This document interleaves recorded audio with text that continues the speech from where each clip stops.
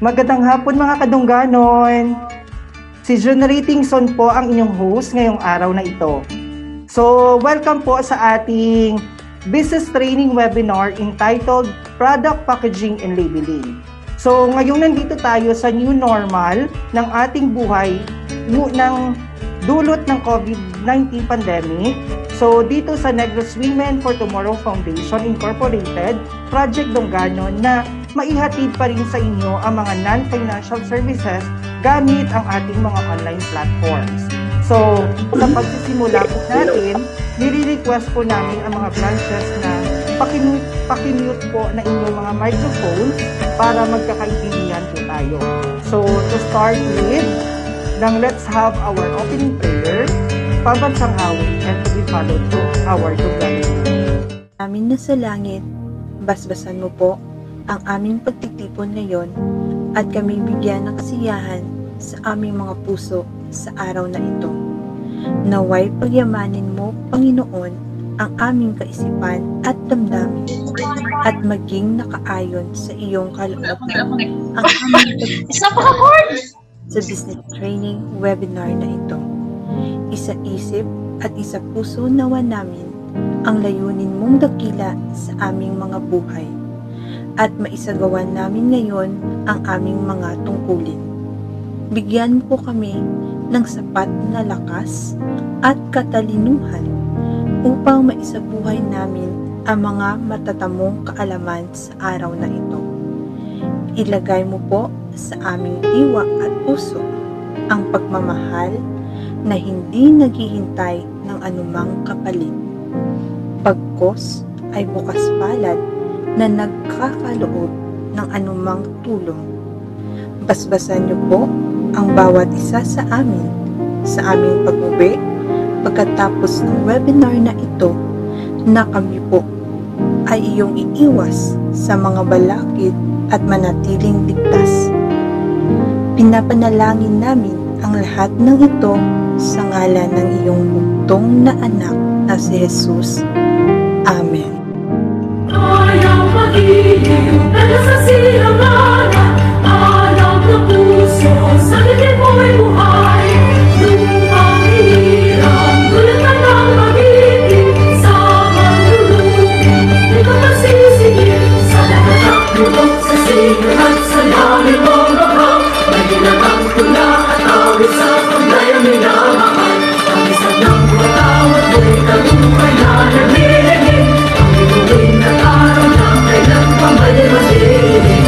Lupa ng araw ng 100% buhay ay langit sa piling mo. Ang higaya naman ay makahamit, ang mamatay ng dahil sa'yo.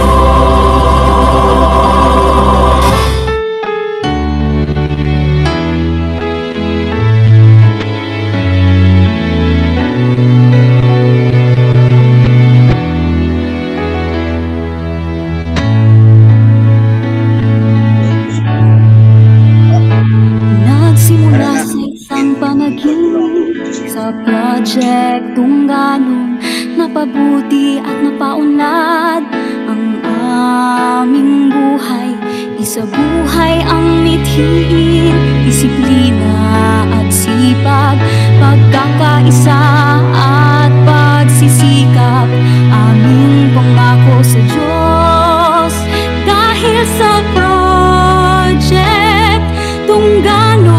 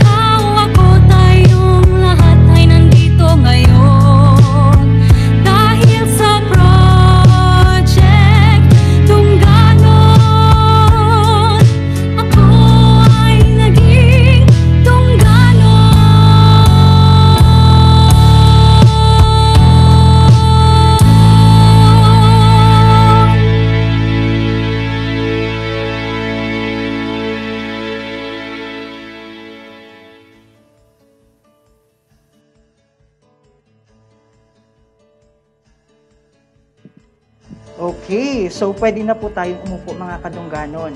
So, kamusta kayo mga kadungganon? Kaway-kaway nga kayo dyan? Kung okay kayo, okay. So, thank you po sa pagpunta ninyo sa mga branches at pagpapaunlak, no, na pumunta kayo sa ating webinar na ito. So, paalala lang po sa lahat na i-follow po natin ang ating safety protocol. So, magsuot po tayo palagi ng face mask, mag-social distancing, at maghugas ng kamay at mag-disinfect para po ito sa ating kalusugan. So, at this point, we would like to acknowledge the presence of the following. So, our Executive Director, Ms. Suzette Gaston, our President of Dunganon Bank Incorporated, Ms. Corazon Minares, General Manager for Operation, Ms. Sheila Guanzon, our Assistant Director for Operation and Product Development, Mr. Helbert Stefan Maramba, our Project Kasanag Manager, Mr. Louis Di Paula, our Assistant Director for Admin and Strategic Projects, Mr. Raymond Patrick Sirius, Dunganon Bank Sales Head, Sir Christian Garayay, our Communication and Events Department Head, Ms. Noel Grace Ibarra, our Executive Secretary, Ms. Mary Sandra Ascalon, our Product Development Supervisor, Sir Maybe Tido, our Operation Quality Assurance Supervisor, Ms. Elma Pabuaya, our Sales Supervisor, Ms. Christy Alindao, our Client Services Department Head, Ms. Maria Nicole Baroy. Also, we would like to acknowledge the presence of our Operation Supervisors from Negros North and Negros South, our Area Supervisors, our Branch Heads, our Loan Officers, and other staff. Good afternoon. So, sa pagbubukas ito ng ating programa, may I request our Area Supervisor 8 to give us his welcome remarks. Let us all welcome Sir Espiridion Inot Jr. Okay, so habang naghihintay tayo kay Sir SP, so meron po tayong YouTube channel na pwede ninyong mapanood ang ating mga trainings at saka livelihood program. So, i-search nyo lang po sa ating YouTube ang NWTF Client Services Department YouTube channel. So, dyan po maka-access kayo ng iba't ibang mga trainings, mga video na pwede ninyong magamit sa inyong negosyo, katulad ng pagluluto, livelihood, mga information nandyan po sa ating YouTube channel. So, mayroon po tayong Facebook page na pwede kayong mag-join. So, i-search nyo lang po ang NWTF Client Services Department. And also, meron po tayong ng Dunganon Entrepreneurs Community na kung saan makikita natin ang mga produkto ng ating mga clients na pwede nating mabili or makontak para mag-supply sa inyo if ever maging reseller kayo nila. So, makikita nyo dyan lahat-lahat. So, support natin yung ating local products at the same time, support natin yung ating ng kadungganon products. Okay. So, wala pa si Sir SP. Hello, sir? Okay, so may mga technical difficulties pa si Sir SP. Baka sa signal ni Sir SP.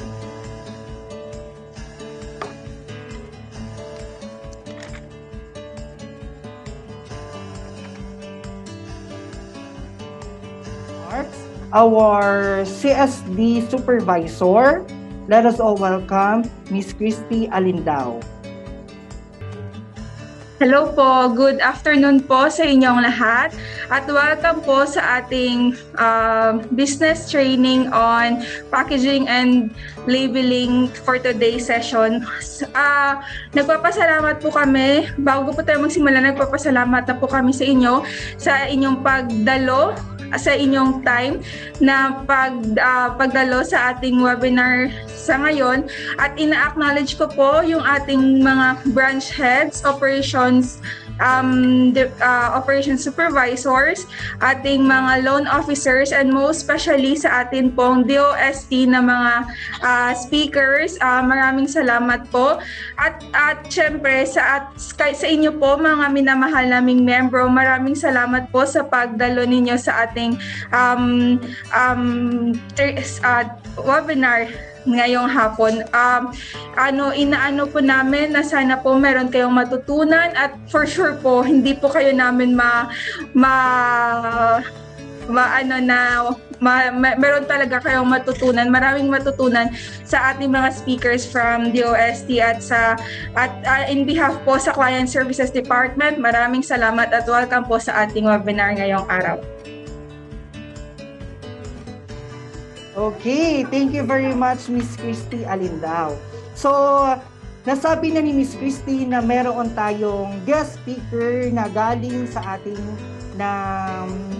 DOST or Department of Science and Technology. So, sa ating mga miyembro, kung may mga katanungan kayo mamaya, so pwede po kayo magpa-assist sa ating mga staff dyan sa branch na ilagay ninyo ang inyong katanungan sa ating mga chat box para ma-answer po ng ating speaker galing po sa DOST. So, hindi na po natin patatagalin pa. I know excited na ang lahat upang matutunan kung ano bang ibig sabihin at ano po bang important sa product ang packaging at saka ang labeling. So, una po, we're proud to present to you our first speaker for today. Isa po siyang packaging engineer with keen eye for intricate details and design, proficient in graphics, design, and layout of original and improved pieces of various materials, DOST resource person. Let us all welcome Engineer Wells through Wood Lego. Hello everyone, good afternoon. So let's just share lang sa aking screen.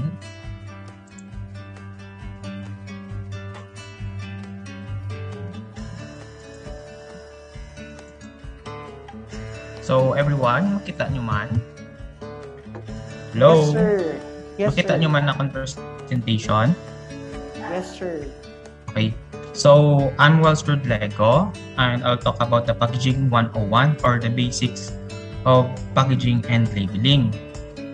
So the topic of my outline is the definition of packaging, functions and classifications of packaging, packaging materials, basic labeling and package development, and tips for good packaging design. So what can you when you hear the word packaging, no? Ano ang unang naiisip nyo? 'Di ba? Mga plastic bottle, plastic bag, no? Yan yung iisip natin kung marinig natin yung word packaging. So ang packaging ko, no, is the science and art and technology of enclosing and protecting the products from distribution, storage, sale, and use. So combination siya kung isang science, art, and technology. So sa book of Fundamentals of Packaging Technology, 2nd edition by Walter Soroka, ang packaging ko, no, is described as coordinated system of preparing goods for transport, distribution, storage, and use. So here, the next slide is you can see the functions it use in utility and inform and sell. So let's proceed for protect and to preserve. So packaging should play an invisible role on how consumers perceive the taste and odor of the food, beverages, and other delicate goods. Packaging materials are built to protect the product from potential harm or destruction during shipping or warehousing. Food packaging can retard product deterioration, retain the beneficial effects of processing and extend shelf life, and maintain and increase the quality, safety of food. So here, as you can see, the three major classes of internal influences. For example, ang chemical, for example, ang product is exposure to gases, no, or moisture, or light sensitive. And biological, if our product is prone to microorganisms, insects, rodents, and other animals. In physical, our product can experience shock vibration, compression, impact abrasion, and crashing damage.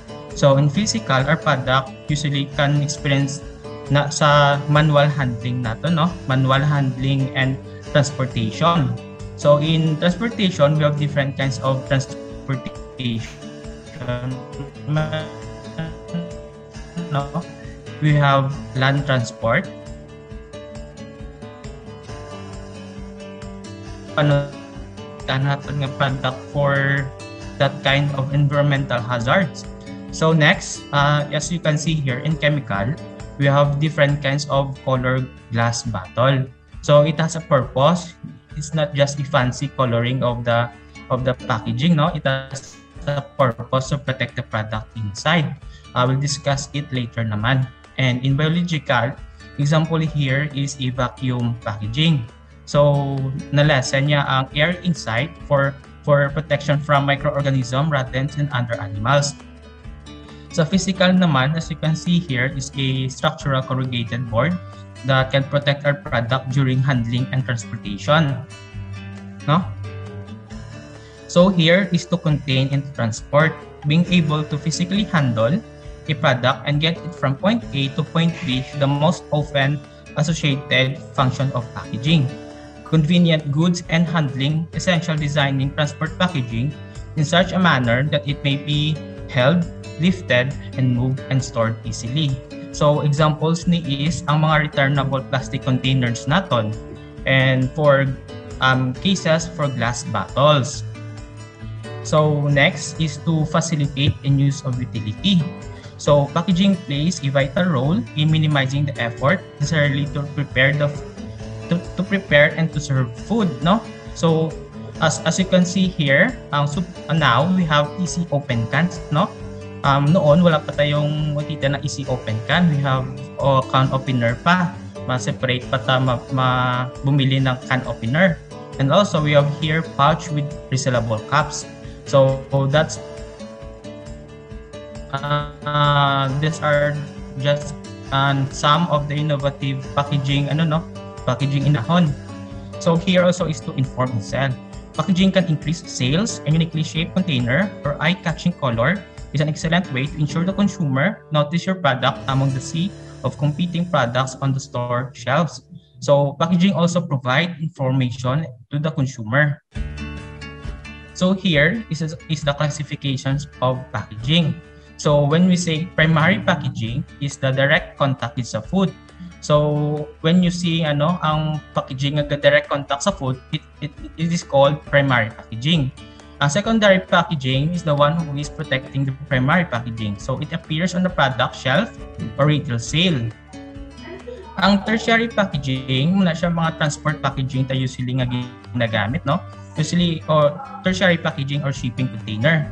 So the most common tertiary packaging that we use on the industry is a corrugated board or corrugated fiber board. So later I will discuss what is corrugated fiber board. So next, here as you can see is the 5 types of packaging materials. We have glass, metal, paper, plastic, and flexibles. So first is glass. What is glass, no?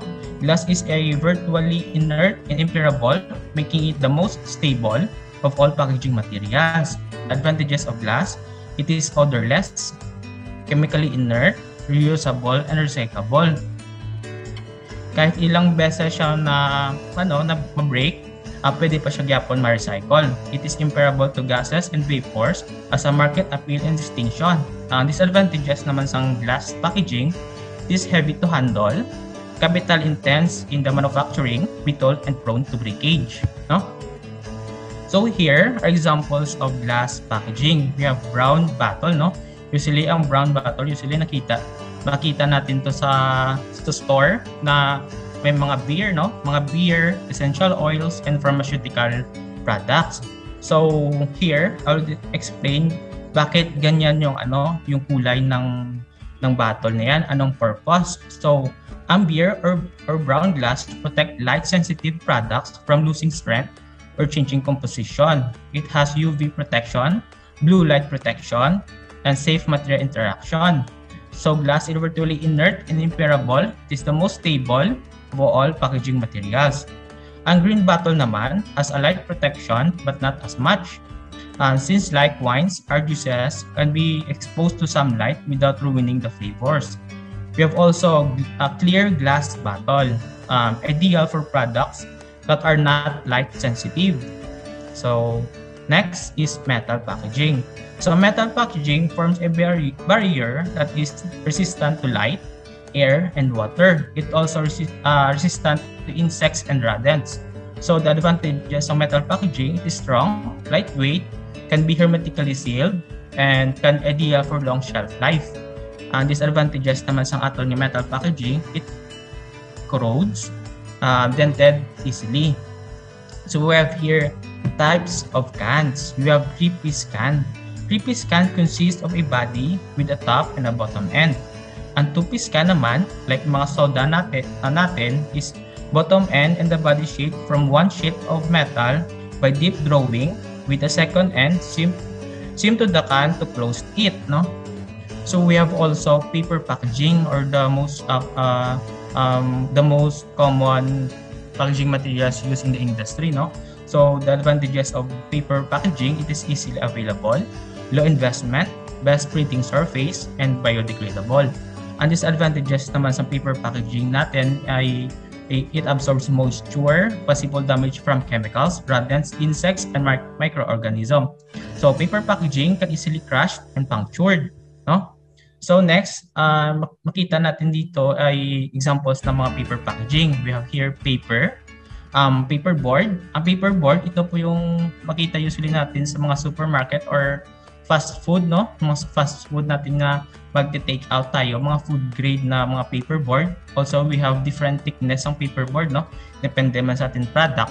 And also, corrugated board. In corrugated board, is usually used for transporting our product from point A to point B. So in a corrugated board, there has also thickness, no? They are called mga flutes. We have B flute, C flute, E flute, and F flute. If makita nyo, meron din tayo mga single wall, double wall. So depende yan sa natin, ano kabigat, ano ba yung characteristic ng product natin, corrugated board na gagamitin natin. Kasi ang iba, meron din ang mga wax coated corrugated board, no? Para sa mga gina-freeze natin na product. So here are plastic, no? So plastics are used in many types of things in containers for variety of reasons. They help protect the foods from damage, provide food safety, and extend the freshness of food, no? So the advantages ng aton nga plastic, it is shatter resistant, flexible, durable, lightweight, requires less space, no? Kapag wala pang laman, cost effective.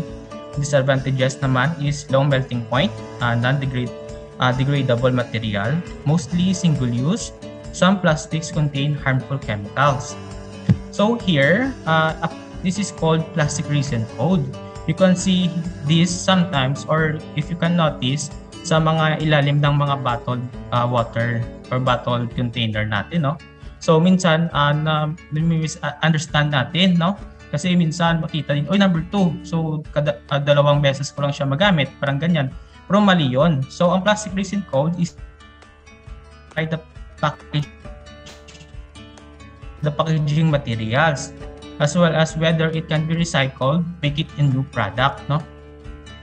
So next is a flexible. So flexible pouches, sachet, envelopes, and similar articles are made out of films, foils, paper, and cellophane, or combination of these materials. So ang advantages naman sa flexible packaging, it is waterproof, lightweight, and it is increased shelf life, shelf intact. Advantages naman sa flexible natin, it is non-recyclable and prone to punctures. So here is the basic of labeling. So what is a label? What is a label? What is labeling? Any written or printed graphic upon any article or any if its container or wrappers accompanying the packaged food can be used by marketers to encourage potential buyers to purchase the product. Packages and labels communicates how to use, to recycle, or dispose of the package or the product, no? So you have here types of labeling. As you can see here is the brand label. So what is a brand label? So simply the brand alone. So as you can see here, when you see this yellow logo, ma-distinguish na yung Starbucks siya dayon, no? And sa Pepsi, makita lang natin yung logo nila or brand label nila, palalaman talaga natin na Pepsi yon. Of course, ang McDonald's and Dole. So, ano naman yung grade label? So, grade label and identify the quality of product by letter, number, or words. Mga example nito ay mga expiration date and mga manufacturing date. So, expiration date and manufacturing date are called grade label. And also, makita dito mga halal certified food or mga halal certified, makita nyo yan sa logo, is called grade label.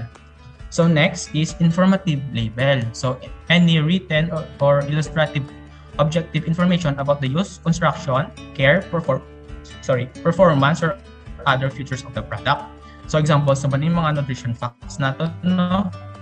Nutrition facts natin sa mga product natin are called informative label. And also, mga instruction to how to use or how to cook our product. For example, mga kanto natin, like mga 1 cup of water, how many minutes mag-boil ang tubig, na parang ganyan.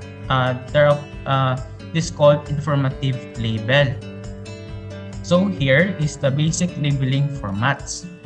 So you have here the direct printing. Direct printing siya sa packaging materials. Ang stick-on labels, usually ginagamit natin, no?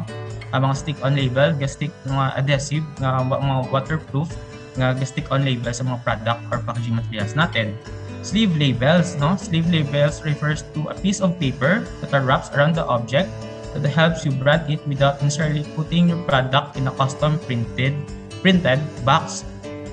So also we have here shrink labels. So piece of plastic that is placed around a container and it is heated to a temperature that will cause the film to shrink to the exact contour of the container. Usually yung mga shrink labels na makita natin to sa mga energy drink natin or juice, no? Makita natin sa market, they are called shrink labels. So why packaging and labeling important, no? Can you imagine your product without label, without packaging? For example, itabi mo yung sugar and yung salt.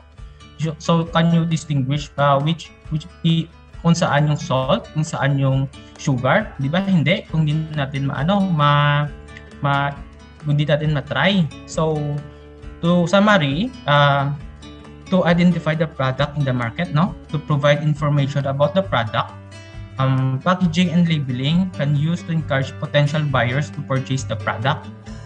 So, package development. Package development is the enhancing and improving being done with the package, including the material, structural, graphics, and graphic design. So, when we do package development, we distinguish or identify the characteristic of the product, no? Hindi tayo mag-product o mag-package development lang na kahit ano lang. So first we'll identify what is the product, no? Kung mga characteristic, o ano ang mga alternative packaging materials that we can use with our product, no? So ang meron din naman na hindi natin gusto na maging over packaging naman yung natin, yung product natin. Over packaging means we can protect our product pero sobrang mahal naman, no? So maka-profit tayo, di ba? So hindi tayo mag-aim for over packaging, and also we don't want to aim sa under packaging. So under packaging means nag-package tayo pero hindi ma-contain or ma-protect ang product sa environmental hazards na may encounter during transportation and during warehousing. So seek always for optimum packaging design. So what are the packaging or the best packaging materials we can use to our product that can protect our product sa mga environmental hazards na will experience during handling, transportation, and warehousing, no? So next here, as you can see, is a Tropicana's packaging redesign case study. So let's see if ano ni siya, no? So, in 2009, the PepsiCo owned brand decided to replace the existing packaging design for its best-selling orange juice with a new package for North American market. So, as you can see here, we have before and after, no? Ang before mo ni ila ito yung mga packaging materials o packaging design nila noon. So, binago nila sa ganito. So, let's see, no? So, the difference between the original and the new one. So, before, we have here, as you can see, is orange juice no? Or orange juice with a straw. And sa brand name naman, because as you can see here, is a Tropicana, mabasa siya. Very vibrant yung color. And after, napatakilid na, no? So, let's see.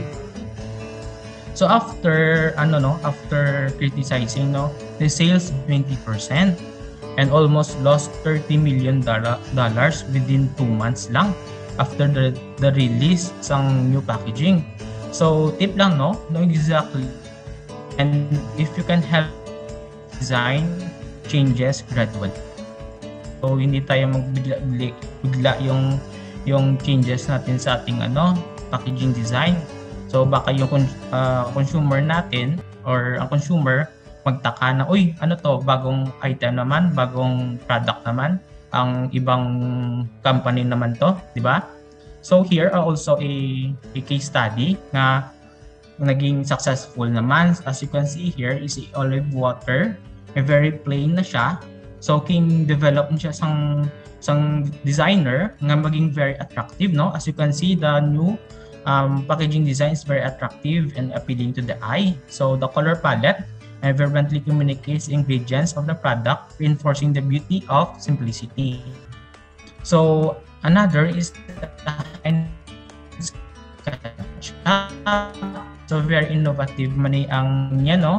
Or sino yung packaging engineer dito, very innovative naman. Yung before, yung opening ng Heinz is nasa taas. So they innovative it, nasa yung opening niya or dispensing nasa ibaba na.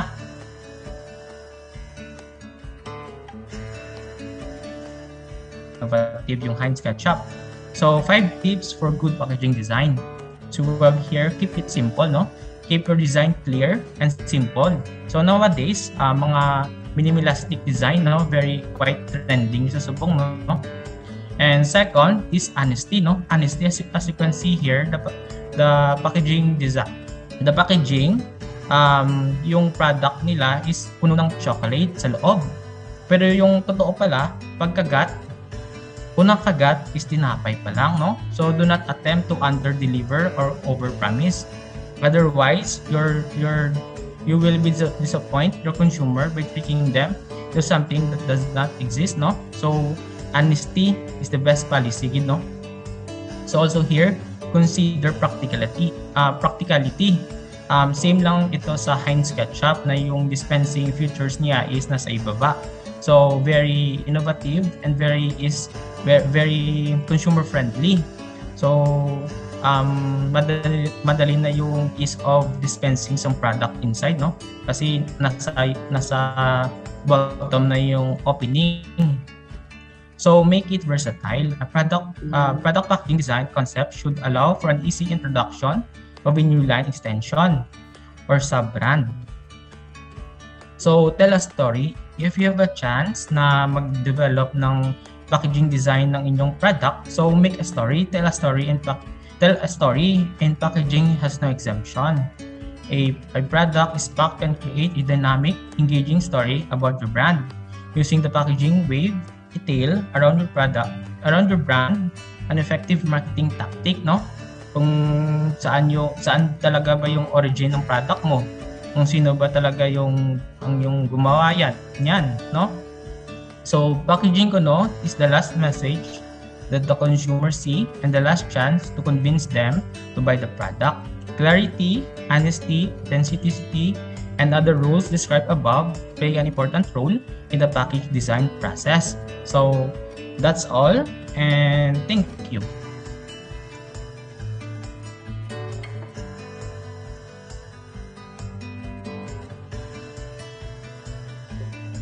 Hello everyone. Okay, so thank you very much, Engineer Wales Road Lego. So, panigurado po na may nakuhang bagong kaalaman ng aming mga kadungganon. So, thank you, Engineer. So, sa mga kadungganon natin, kung may mga katanungan kayo mamaya, so, meron tayong question and answer. So, pwede pong maki-assist kayo sa ating mga staff dyan sa branch at isulat ninyo sa ating chat box.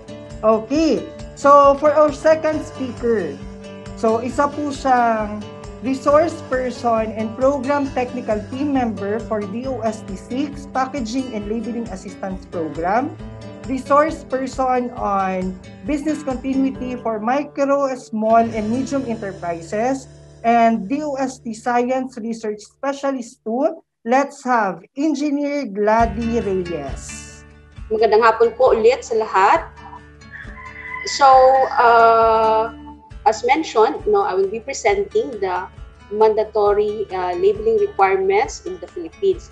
So, dalawang bagay po kung bakit dapat nating malaman kung ano yung mandatory labeling requirements natin. So, una, kasi tayo bilang mga consumers or bumibili ng mga produkto, dapat nating malaman kung ano yung mga impormasyon na pwede nating makuha sa labeling ng mga produkto. Pangalawa, I'm sure meron po sa inyo na may mga produkto na kayo na ginagawa. So, dapat nating malaman ano yung mga responsibilidad natin bilang mga food producers sa ating mga consumers or mga mamimili. So, ang ating pong topic ngayong hapon ay nahahati sa apat. So, una, i-discuss natin ang food labeling. Pangalawa, ang parts ng label. Pangatlo, ang mandatory labeling information. At panghuli ay ang nutrition labeling. So, yung food labeling po ay nasasakop or ang agency po na may mandato dito para mag-regulate ay ang Food and Drug Administration na under po sa Department of Health. So ito po ay napapaloob sa AO number 2014-0030 or yung revised rules and regulations governing the labeling of prepackaged food products, further amending certain provisions of AO number 88-B series of 1984. So 1984 pa lang po, meron na po tayong mandatory labeling requirements. So ito po ay yung bagong administrative order ay amendment po lamang. So ibig sabihin, may mga pag sinabi nating mandatory, ito po yung mga bagay na dapat nating sinusunod. So covered po ng AO na ito ay yung mga prepackaged food products. Ito po yung mga produkto na pinapack natin for the purpose na ibenta natin sa ibang lugar. So hindi po covered ng regulation na ito yung mga pagkain na binibenta po sa yung sa turo-turo or yung nabibili natin sa mga karinderya. So ano nga ba yung labeling, no? So yung labeling ay mga nakasulat, mga naka-imprenta or mga graphic or yung mga kahit anong drawing na makikita kasama ng container or mga wrapper ng ang binibili natin mga pagkain na nakapack. So ito po yung means or pamamaraan upang mag-communicate tayo sa ating mga consumers, mga traders, at pinaka-importante po yung sa regulatory agency. So ito po yung mga regulatory agencies natin ay halimbawa yung FDA at saka yung DTI. At sa pamamagitan po ng ating labeling, ginagamit po ito ng mga consumers para po mag-compare ng isang product sa isa ring produkto. Ang labeling po daw ay dapat na tama or correct. Hindi po siya dapat nakakalito, dapat po accurate siya. So kung ano yung nilagay natin sa labeling, dapat yun yung totoo. At dapat legible daw siya. So, ibig sabihin, nababasa po siya. Kasi, magiging walang saysay yung labeling natin kapag hindi naman siya nababasa ng ating mga consumers. So, sinasabi nga, yung ating packaging and labeling ay ang silent salesman. Kasi nga po, sa pamamagitan ng ating labeling, pwede siyang mag-convince, no, sa ating mga consumers or sa potential buyers natin na bumili sa ating mga produkto. So, ano nga ba ang purpose ng labeling natin?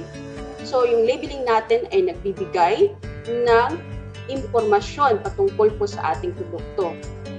Ito rin po ay nagbibigay ng mga health, safety, at nutrition information patungkol din po sa product.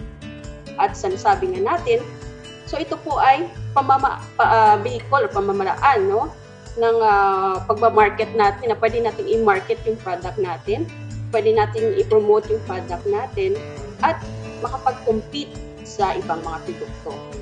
Kasi kapag maganda ang ating labeling, maganda ang packaging, maganda ang labeling natin, pag itabi mo siya, yung ating product, sa ibang product, so pwede siyang mag-compete or mag-compete sa ibang mga produkto. Ang ating label ay mayroon din siyang mga parte. So, dapat nating malaman ang parte ng ating ng label kasi sa iba't ibang parte ay may mandatory na impormasyon na nire-require yung ating FDA. So, yung pinaka-first natin na part ay yung principal display panel. So, pag sinabi nating principal display panel, ito po yung sa tapat ng ating ng packaging, or ito po yung nakikita sa display shelves ng ating mga consumers. Based po dun sa ating mandatory requirements, dapat po meron tayong product identity name at net content declaration sa ating principal display panel. So, ito po yung example natin. So, yung ating bahi ay, ito po yung brand name, no? Ang ating product identity name naman ay Instant Ginger Tea Powder. So, pag nakita nyo sa baba, may ano po tayo doon, may space po tayo na nilagyan natin ng net weight. So, dito po natin ilalagay yung net weight natin. So, ang second na example natin ay yung sardines. So, yung ating brand name ay Estrella Del Mar, at yung ating product identity name ay Sardines and Tomato Sauce. At meron po tayong net weight na nakalagay dito.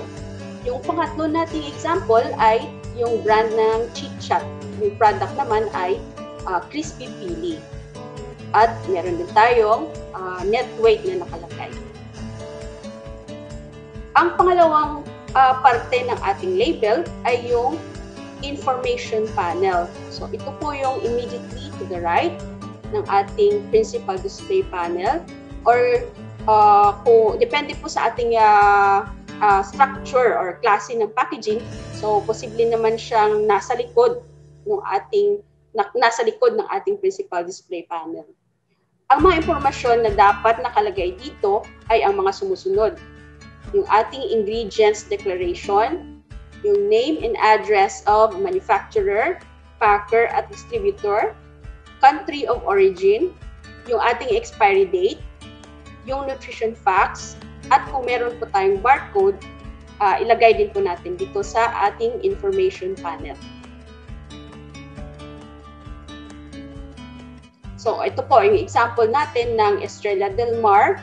So, since yung ating packaging dito ay cylindrical, so napagitnaan po ng ating dalawang principal display panel yung ating information panel. So, nakikita po natin may Nutrifacts po tayo, may ingredients, at saka may barcode din.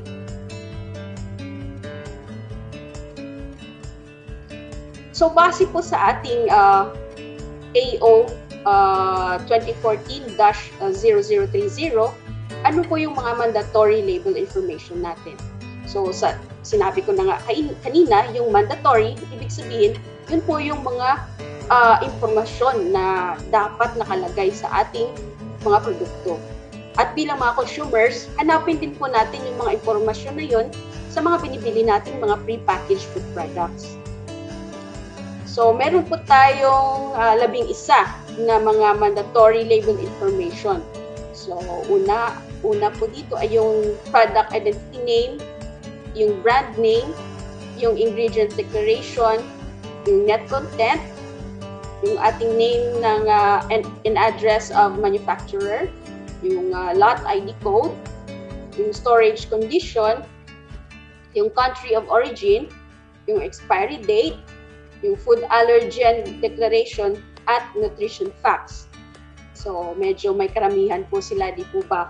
Pero yung karamihan naman sa impormasyon dito ay pwede naman nating ilagay. Yung medyo may kahirapan lamang tayo siguro bilang nagsisimula pa lang or mga micro-entrepreneurs ay yung nutrition facts. Kasi meron po tayong, bago po tayo maglagay ng nutrition facts, dapat po laboratory analysis po natin yung ating produkto. Okay? So, yung ating product identity name, so dapat daw po specific siya at hindi generic. So, at saka na-indicate po niya yung true nature ng ating pagkain. So, sa halimbawa po natin dito, instant sa labat yung ating example. Pero di po ba yung mga foreigner, hindi naman nila alam ano yung sa labat. So, kaya po nilagyan siya ng English na pangalan. Ito po yung ginger brew powder. So, yung ating FDA, may list po sila ng mga pangalan ng mga sa food standard po. May nakalist po doon kung ano yung mga pangalan ng mga pagkain. So, mangyari po lamang na iwasan nating gumamit ng mga ating mga local na pangalan, or kung gamitin man natin, maglagay po tayo ng English version para po kung may mga buyers tayo na hindi naman taga rito, maiintindihan po nila kung ano yung ating produkto. So, kahit na wala kayo doon, halimbawa, para mag-explain sa kanila, malalaman nila kung ano yung produkto na kanilang binibili. So, ang product identity name natin ay dapat yung words or phrase na nag-describe din po nung ating packing medium, form or style, and the condition or type of treatment na ginamit natin sa ating pag-prepare ng pagkain. Halimbawa, lagay natin kung dried siya, halimbawa dried fish or dried fruit, or naka-freeze dried, or concentrated, or smoked, etc. At saka nga, yung product name dapat presented prominently or nababasa sa principal display panel in bold type letters and shall be in size reasonably related to the biggest printed matter on such panel. So, halimbawa yung ating trade name or brand name. So, dapat po yung ating product identity name ay medyo magkasing laki lang sila ng ating brand name. Ngayon, tanong nyo, kailan ba dapat mas malaki yung brand name kaysa sa product identity name? So, yung mga sikat na produkto, kung tingnan yung mga packaging nila, mas malaki yung kanilang brand name. Kasi nga, kilala na sila. So, pag nakita ng consumers yung kanilang brand name, kumbaga, may trust na yung consumers sa kanilang mga products. Kung halimbawa tayo naman ay bago pa lang sa negosyo, nagsisimula pa lang tayo, pwede namang mas malaki yung ating product identity name. Halimbawa, yung product natin ay sardines in tomato sauce. So, lagay natin siya, medyo mas malaki siya ng konti dun sa ating brand name. Pero hindi pwedeng mas malaki, masyado siyang malaki sa ating brand name. Dapat lang sila, magkasing laki or malaki lang yung isa ng konti.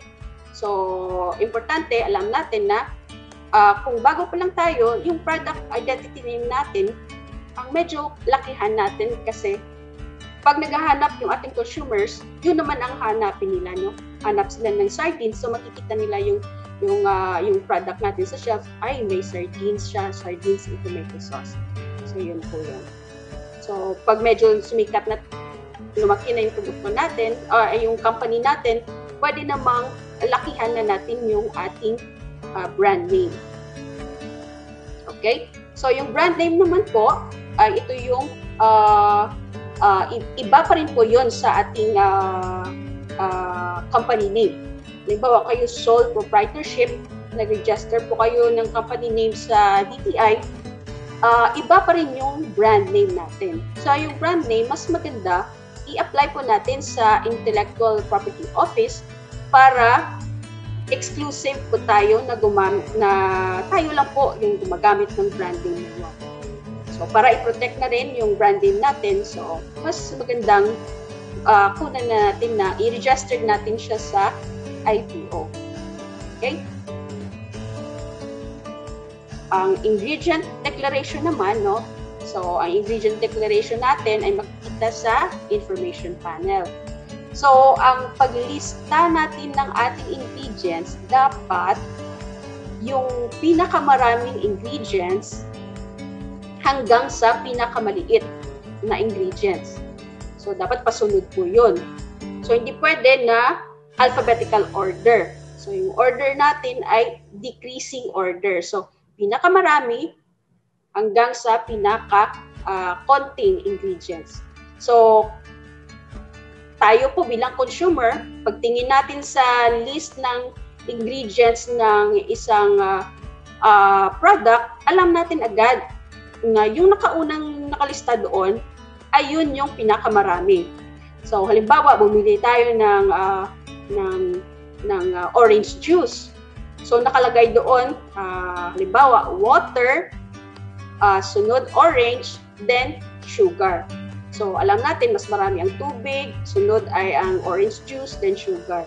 So, halimbawa, sabihin natin, nakalagay ay water, sugar, then orange juice. So, doon pa lang, malalaman natin, naku, mas marami pa yung sugar niya kesa sa orange juice.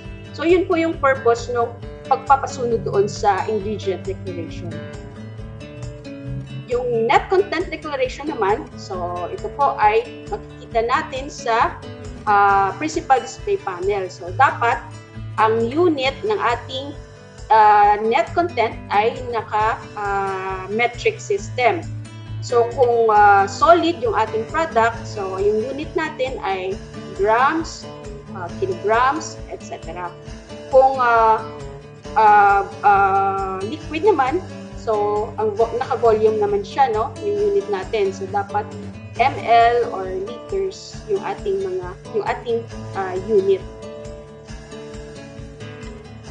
So, may mga produkto tayo na, halimbawa, naka-multi-unit package siya. Halimbawa, may secondary packaging tayo, tapos sa loob, may mga maliliit tayo na naka-sachet na produkto. So, halimbawa, yung ating coffee, no? May sachet tayo. So, ilagay natin doon sa secondary packaging natin na 20 times 10 grams sachet, then yung net weight niya ay yung total. So, malalaman natin na may 20 pieces ng tig sa 10 gram na sachet ang laman ng packaging natin. Yung pangalan naman ng yung pangalan at address ng ating manufacturer, packer, or distributor ay ilagay din po natin doon sa ating information panel.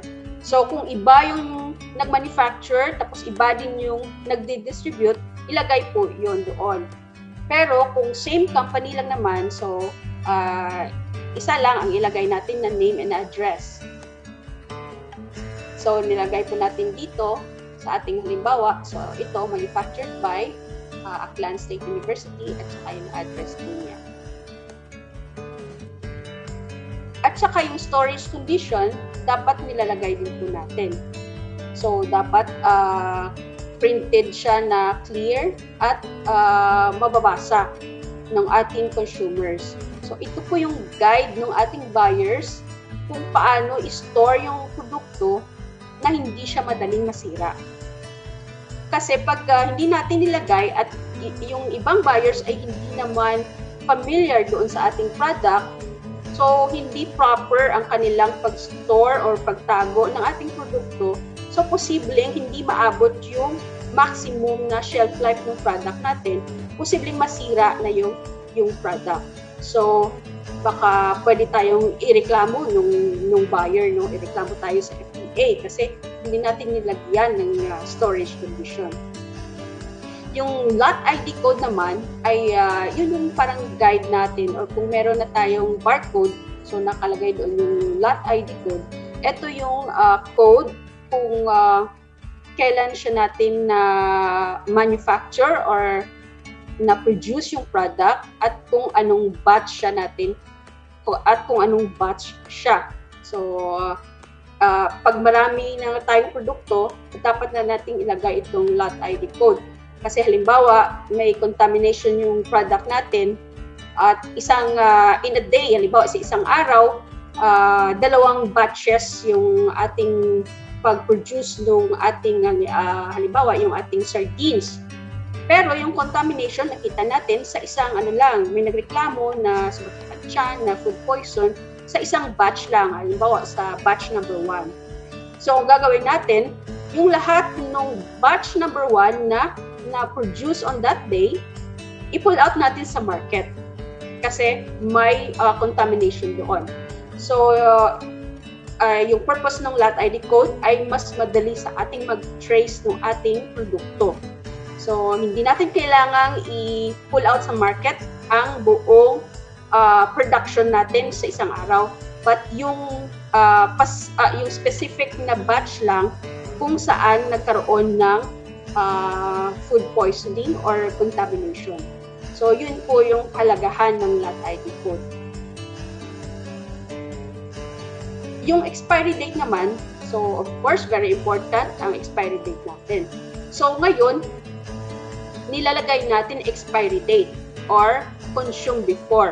So, hindi na tayo gumagamit ng best before kasi it's very confusing. So, pag sabihin natin best before, hindi pa natin sure kung masisira yung product. It describes lang yung quality ng product. Pero pag sinabi natin expiry date, so ibig sabihin, beyond that date is posibleng sira na yung product natin. So, yung ating pong format dito ay sulat natin yung day, month, at saka year. So, dapat tayo bilang consumers, titingnan natin, pag bumibili tayo ng mga products, titingnan natin yung expiry date nung binibili natin product. Minsan kasi may mga produkto na naka-sale. So, tinitake advantage natin yon. Pero pag hindi natin check, baka posibleng kaya mura yung benta dun sa product ay mag-e-expire na pala siya kinabukasan. So, sayang din kasi baka sumakit yung tiyan natin, ma-food poison tayo kasi nga expired na yung product natin.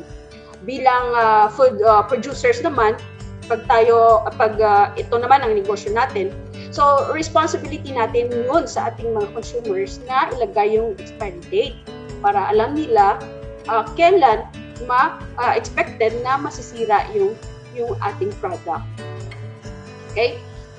Yung country of origin naman, so dapat natin siyang ilagay, no? Naka-bold or naka-all caps yung product of the Philippines. So, importante ito kasi halimbawa may bumili ng product natin dinala kung saang country, so makikita nila na ito ay ginawa sa Philippines. And then yung label pala, so yung ating mandatory labeling is this is applicable only sa Philippines. Kung nag-e-export na tayo, ibang mandatory labeling naman ang susundin natin.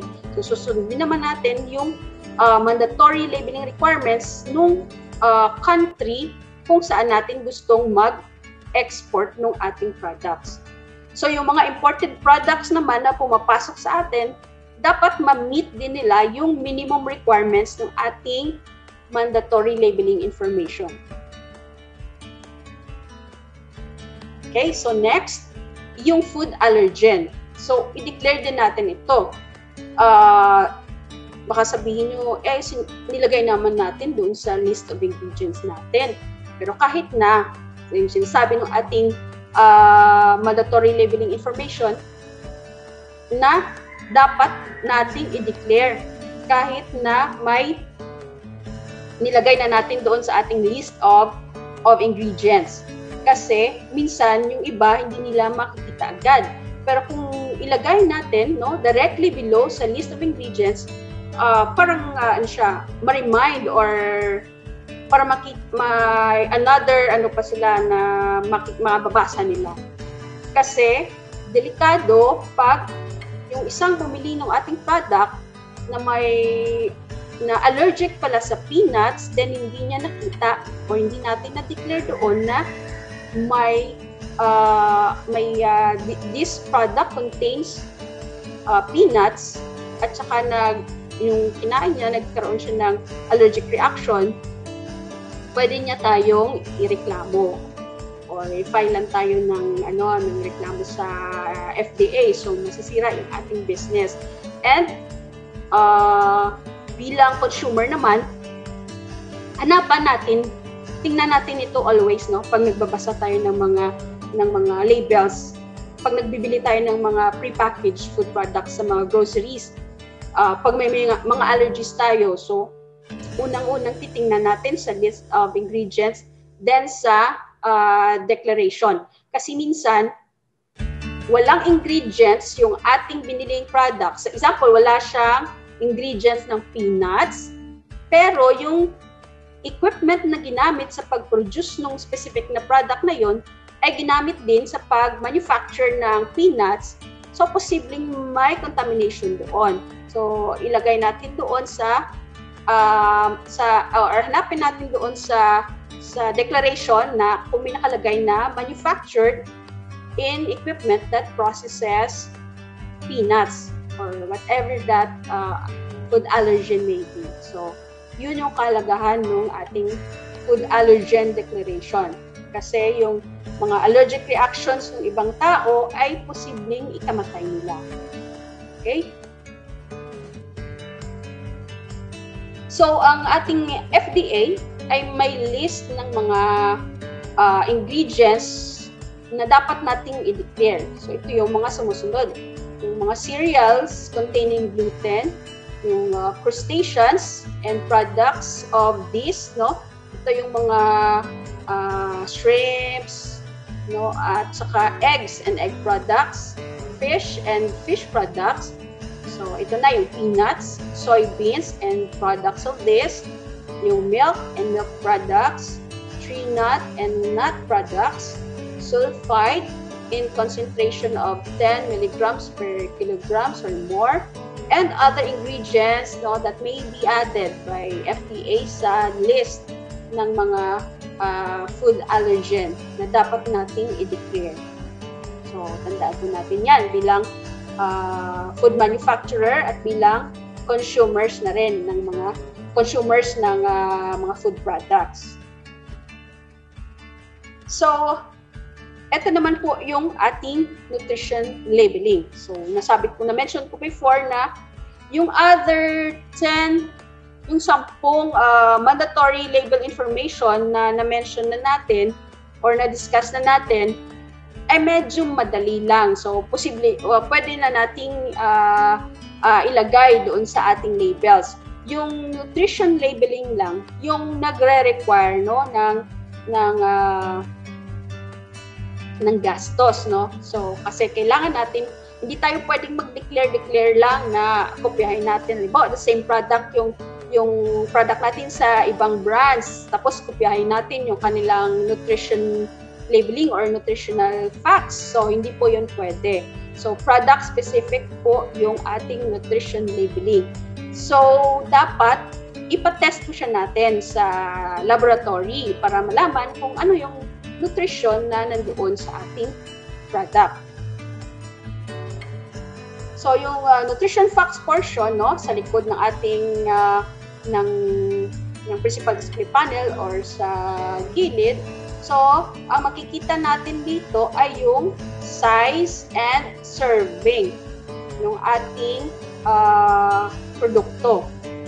So halimbawa dito sa ating example, no, ang serving size niya ay 1 tablespoon at nakalagay kung yung 1 tablespoon is ano kadami. So nakalagay dito is 21 grams. So itong product natin ay ano siya, parang sandwich spread siya. So ang nakalagay din dito yung servings per container. So alam natin, no, sa isang container ay may 12 servings. So 12 kung ang 1 serving ay 1 tablespoon, so may 12 tablespoons dun sa ating packaging. So nakakalagay din dito yung amount ng calories, no, sa ating produkto. So meron tayong 110 calories.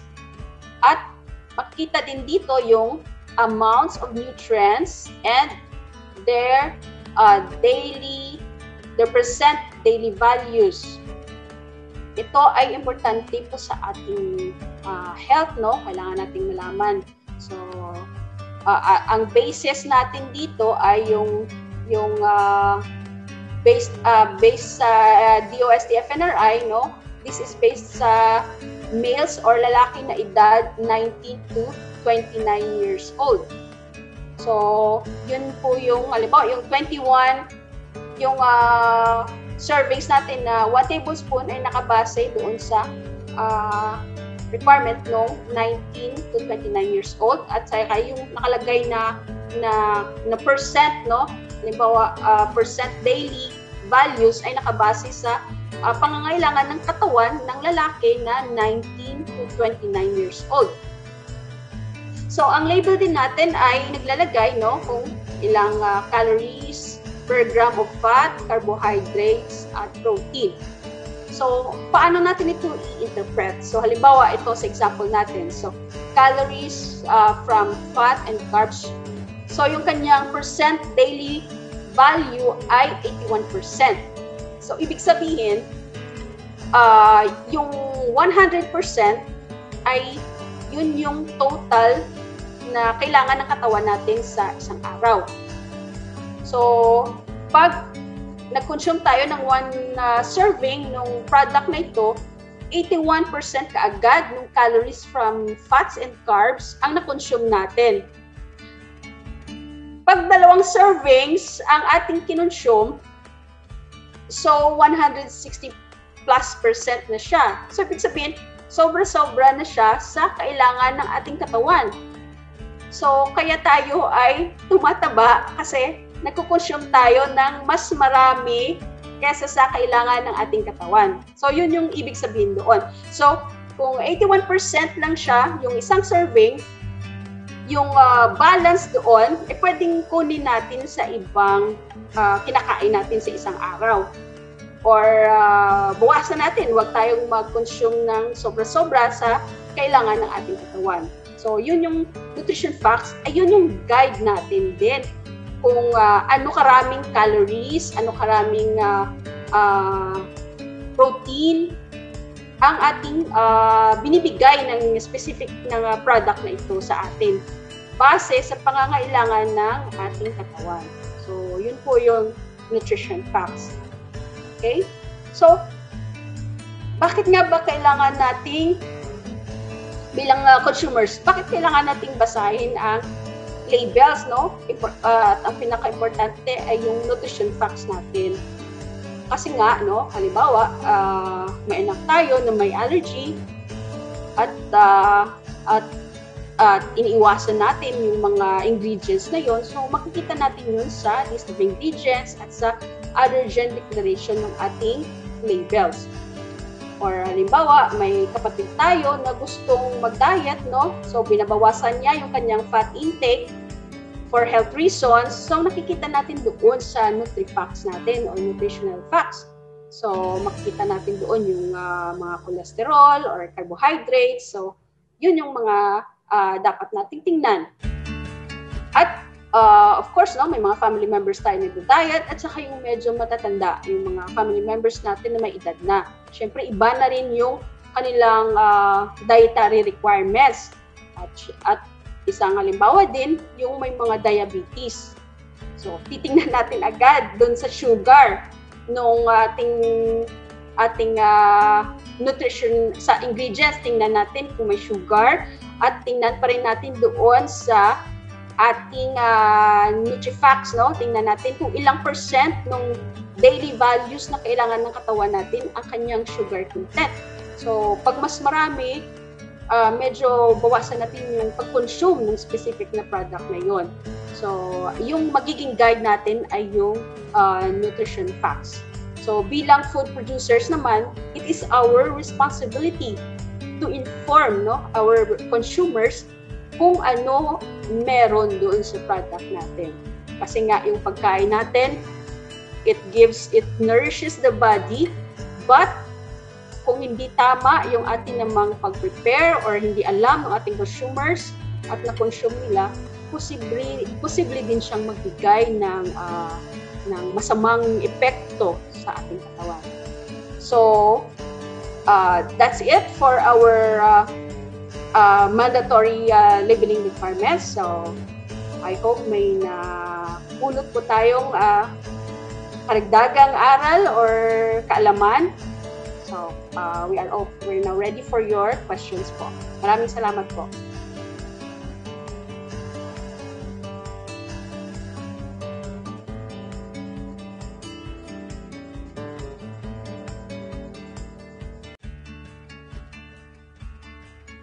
Okay, so maraming salamat po, Engineer Glady Reyes.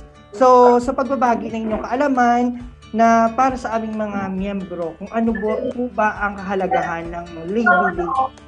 So, ngayon, at this moment, meron po tayong 20 minutes para sa ating question and answer. So, mga kadungganon, kung may mga gusto kayong klaruhin or mga katanungan na pwedeng itanong sa ating mga speaker, so pwede po tayong magpa-assist sa ating mga staff dyan sa branch at ilagay sa ating chat box.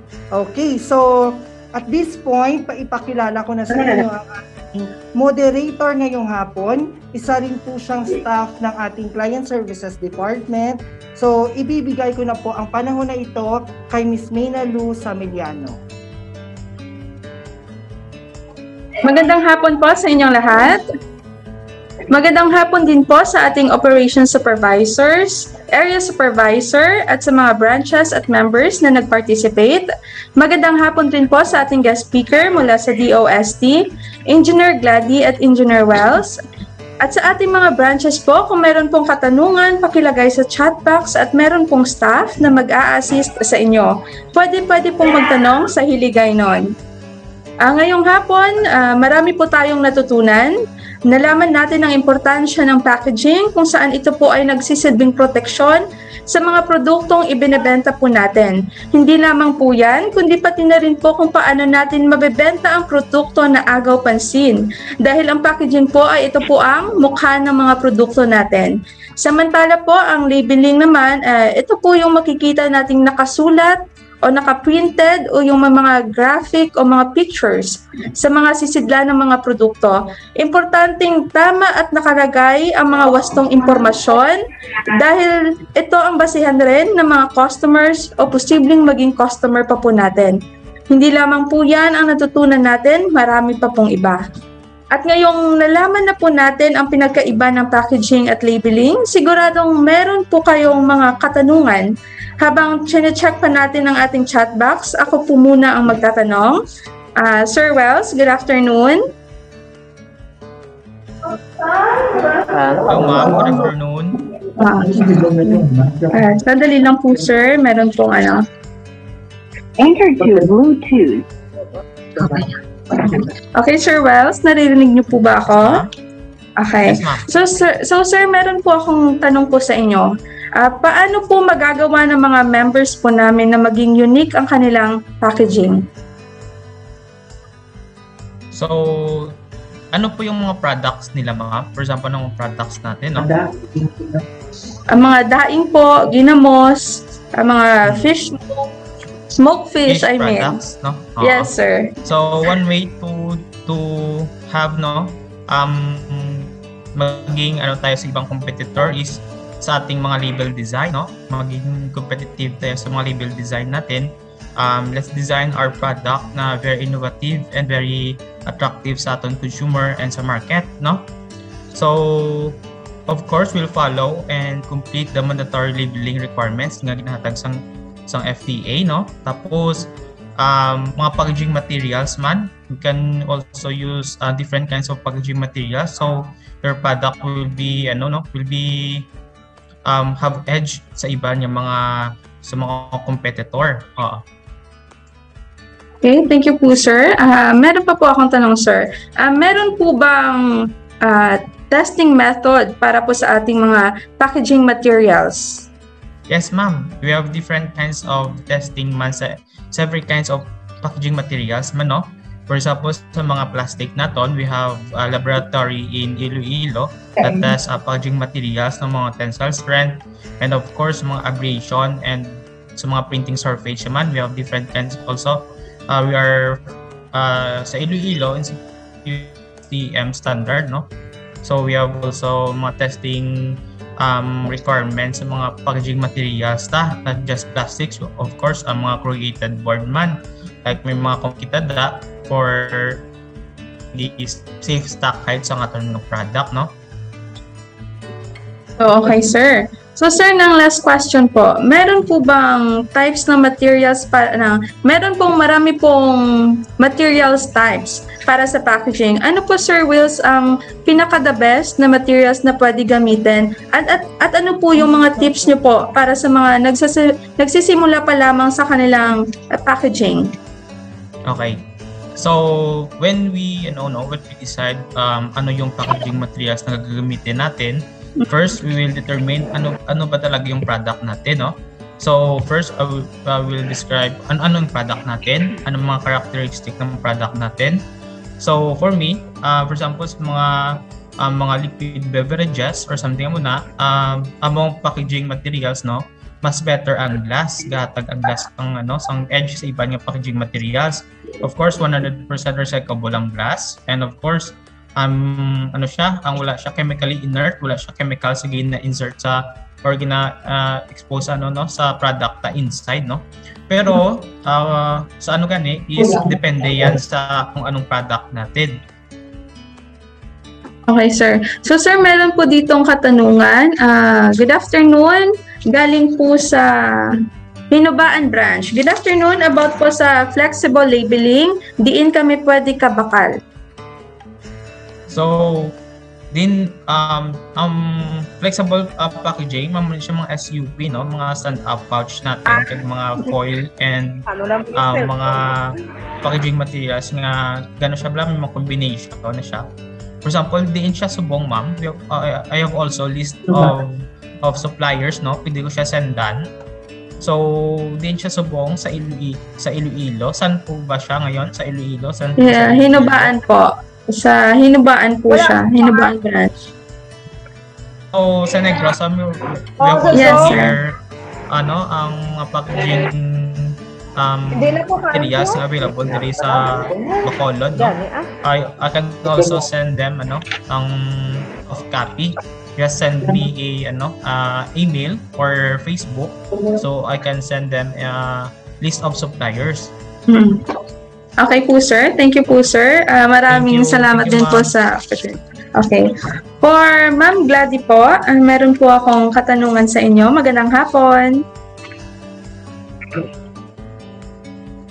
Magandang hapon po, ma'am. Okay.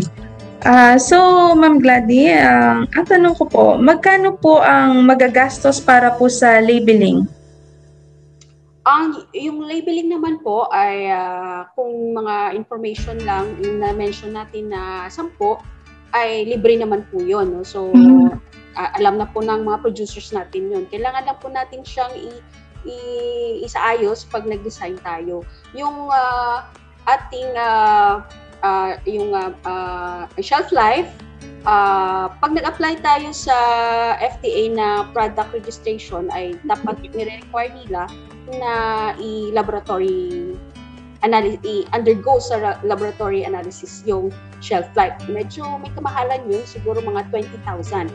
Pero kung hindi pa tayo magpaparegister sa FDA, halimbawa mag-LTO lang tayo or license to operate pa lang, ang applyan natin, hindi pa po nila nire-require yun. So, yung mga producers natin, may procedure naman po tayo na low cost lang or ano lang, yung parang tayo lang po muna mismo yung mag-actual test ng ating shelf life ng product natin. So, unang ginagawa doon ng iba ay, halimbawa, nag-produce tayo ng produkto natin in one day, separate natin, halimbawa, into 6 na containers, and then every month buksan po natin yon until makita natin kung which month siya na nasira.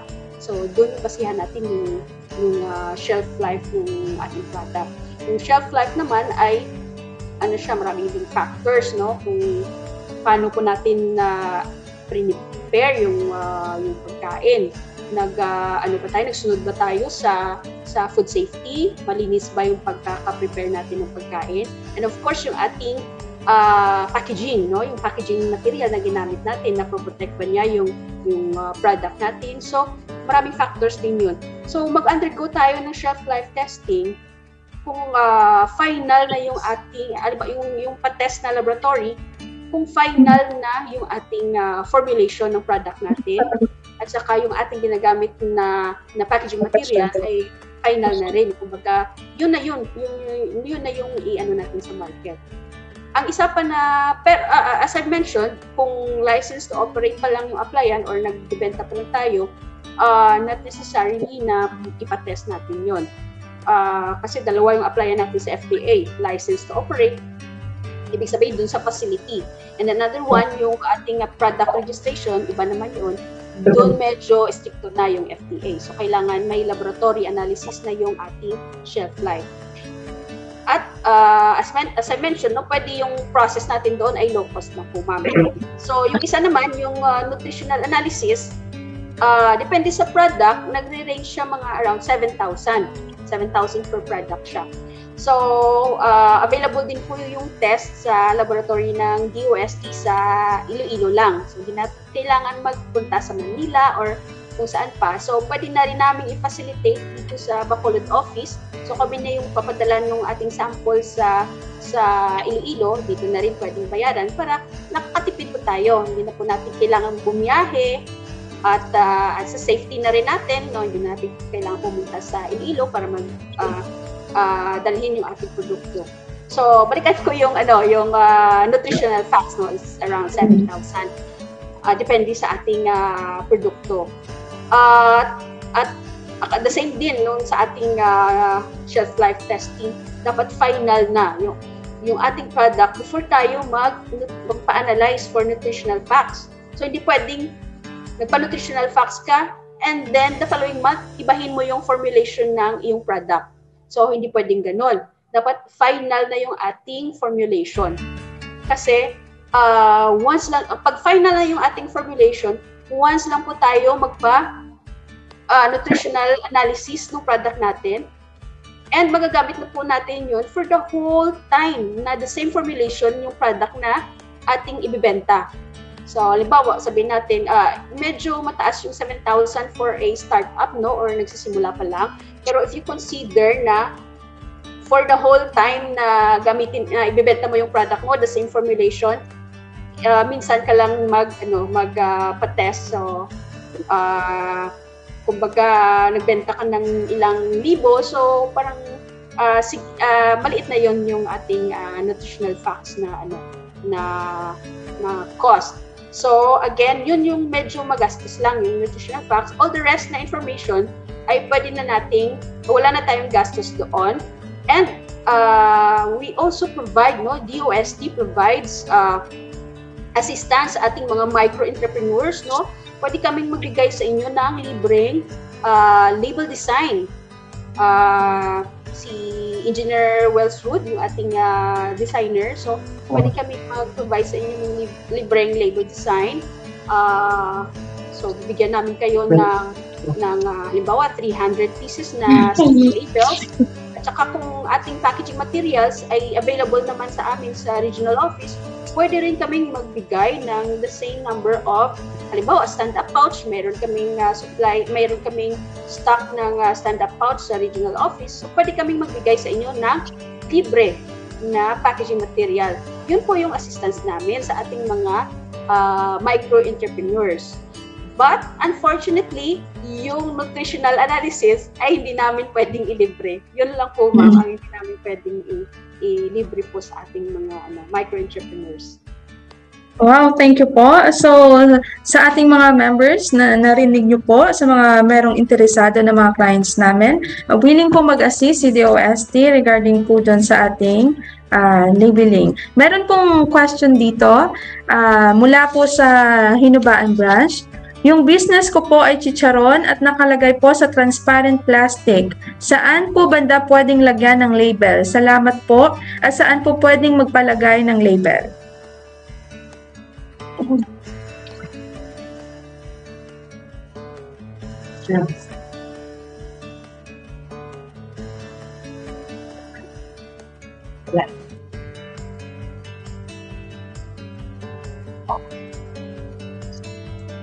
Hello. Okay. Okay na? Okay na. Okay na, sir. Yes, sir. So, ang product niya is a chicharon, no? Yes, sir.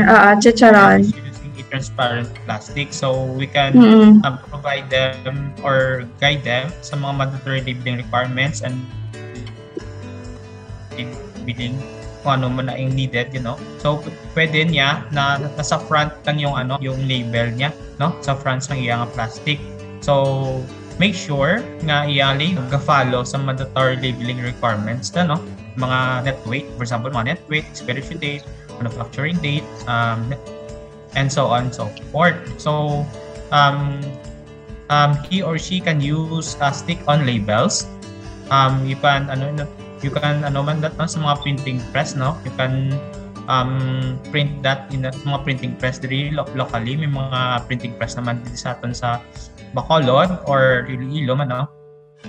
So you can you can print para at least pwede mo matapik or ma-stick yung label niya sa front ng inyong yung packaging niyo. Okay. So, maraming salamat po sa inyo, Engineer Wells at Engineer Glady sa pagsagot. Sa atin naman po mga kadungganon, huwag pong kalimutang bisitahin ang ating Facebook page na Dungganon Entrepreneurs Community. Diyan po makikita ang iba't ibang produktong ipinagmamalaki ng ating kapwa kadungganon. At huwag rin pong kalimutan na mag-like, share at subscribe sa ating YouTube channel na NWTF Client Services Department para maging updated po kayo. Sa ating mga branches, meron po tayong evaluation link galing sa DOST na binigay sa inyo. Maaari po kayong gumamit ng isang email address kung wala pong email ang ating mga members. At dahil dyan, balik sa iyo, Sir Junrey. So, thank you very much, Maena Samillano, para sa ating moderator's time. So, sa ulit po, maraming salamat po sa ating dalawang guest speaker na galing sa ating Department of Science and Technology, Engineer Wells and Engineer Glady. So, with that, we will give you the Certificate of Appreciation for imparting your valuable insight and contributing to the success of the webinar, Product Packaging and Labeling via Zoom. So, given this 25th day of June 2021, signed by our Client Service Department Head, Maria Nicole Banoy. So, thank you very much mga engineers. So, God bless po at mag-ingat po kayo. Okay. Thank you din po. Thank you everyone. Yes po. Thank you, sir. Sa uulitin. Okay. So, para po sa ating mga miyembro, nasabi po ng ating moderator na si Maena Luno, meron po tayong YouTube. So, pwede po kayong magnood doon ng mga iba't ibang mga business na pwede ninyong pagkakakitaan. So, meron pagluluto, livelihood. So, i-visit nyo lang po yung ating YouTube channel na NWTF Client Services Department. At saka meron tayong Facebook page na NWTF Client Services Department at ang ating Dungganon Entrepreneurs Community na nasa doon ang ating mga products ng ating mga clients, ng mga kadungganon, kasi we support locals, we support kadungganon. So, para sa pag-close ng ating webinar na ito, so we may call on our Operations Supervisor of Division 2 Negros North for closing remarks. We may call on Madam Rodora Signoron. Hello, mayong hapon sa tanan. Magandang hapon sa lahat, mayong hapon sa tanan. Labi na gid sa inyong mga nanay sa Dungganon. Mga nanay namon sa Dungganon, salamat kay mayong hapon gid. Isa na naman ka mapuslanon na oras or tion ang natapos ta subong. Kung sa diin, isa ka mapuslanon nga training or webinar ang ato nabatian, nakitaan, natunan. Kag nakatuunan naman kita sa mga bagay nga kinahanglanon gid naton, magamit gid naton sa aton nga mga negosyo, labi na gid sa mga manufacturing business, kag mga especially mga food business. So magamit tagid ang aton nga natunan subong.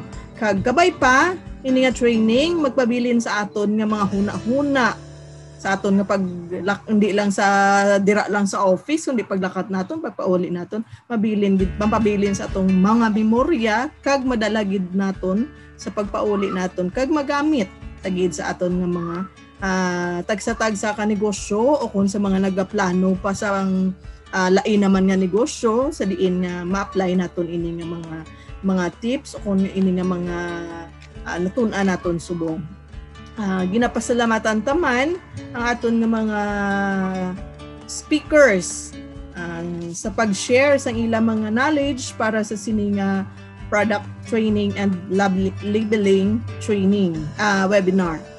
So salamat gid nga madamo kag salamat man sa aton mga client services staff and head sa pag-facilitate sa sini nga activity. Salamat man sa management sa padayon nga suporta sa aton nga matigayon ang sining mga trainings naton especially sa mga webinars naton.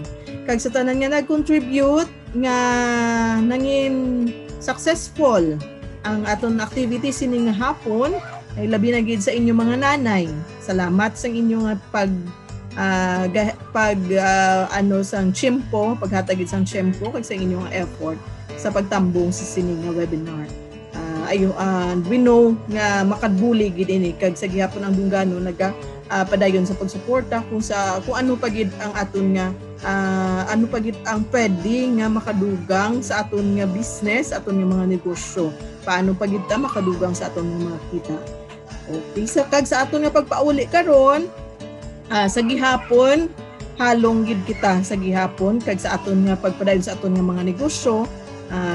Maghalong gid kita sa gihapon kay kabalumanta no sa aton nga sitwasyon wala ta kabalo sa aton nga kontra nga which is ang aton nga ang nakataya diri ang aton nga health. So always gid permi gid ta maghalong gid sa liwat. Madamo gid nga salamat sa tanan-tanan kag maayong hapon gid sa tanan. Thank you. Bye-bye. Okay, so thank you Madam Rodora sa iyong closing remarks. So now let us pause for a while para sa ating closing prayer. Ama namin sa langit, muli kami ay nagpapasalamat sa araw na biyaya mo. Salamat at natapos ang webinar na ito ng matiwasay kasama ang iyong pagsubaybay. Salamat Panginoon sa mga bagong kaalaman na iyong inihandog para sa amin na iyong tagapaglingkod. Salamat at iyong binuksan ng aming mga puso at kaisipan sa pagpapaintindi sa amin ng halaga ng inang kalikasan. Ama, hiling namin na kami ay bigyan mo ng lakas nang ang lahat ng iyong gusto ay aming maisagawa. Gawin mo kaming mga tagapangalaga. Tulungan mo kaming ibalik ang dating ganda ng kapaligiran at maging payapa sa inalay mong tahanan. Hawakan mo ang aming mga kamay, O Diyos, at naway maisabuhay namin ang lahat ng aming natutunan. Samahan mo kami sa aming pag-uwi at gabayan mo ang aming buhay palagi. Lahat ng ito ay aming dalangin sa pangalan ni Jesus na aming tagapagligtas. Amen. So sa ulit, maraming salamat po sa ating mga kadunggano na nagpunta sa ating mga branches. At of course, sa ating mga branches, nagpapasalamat po kami sa inyong effort na gumamit ng mobile data para po makakonect sa ating Zoom. So taos puso kaming nagpapasalamat sa inyo at mag-ingat kayo sa pag-uwi. Bye-bye mga kadungganon!